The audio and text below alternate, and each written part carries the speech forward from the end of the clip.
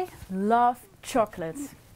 It has a unique flavor and it gives a silky, smooth feeling when you put it in your mouth and it melts in your mouth.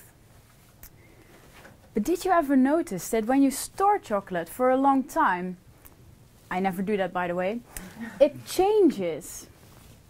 It becomes white and brittle and the mouthfeel is not the same anymore. So why does this happen? Well, this is because the structure of chocolate changes in time. And when this happens in chocolate, it's not dangerous. You can still eat it, but it's not pleasant anymore.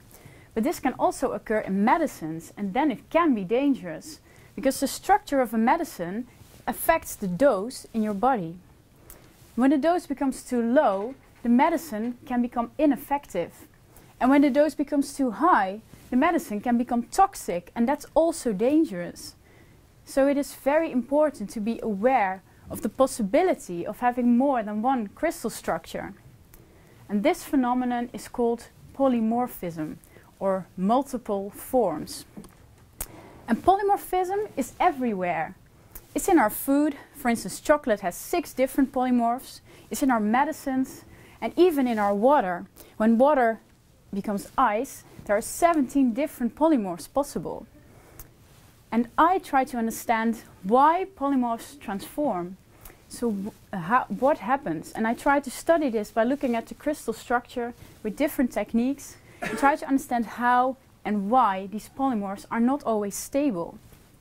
And why is this important? Well, imagine you're a pharmaceutical company and you've just developed a new drug, you've worked on it for a few years, but then you find out that it disappears. It's not stable anymore. Then you have a big problem because your patents are not valid anymore and you cannot sell it. This is what happened in the 90s in the case of ritonavir. It was a drug that was developed against HIV, and then suddenly polymorph 1, that was working perfectly as a medicine, disappeared and became polymorph 2. And polymorph 2 was not effective as a medicine, so they had to put a lot of effort into investigating why this happened. And they found out that actually polymorph 2 was more stable than polymorph 1.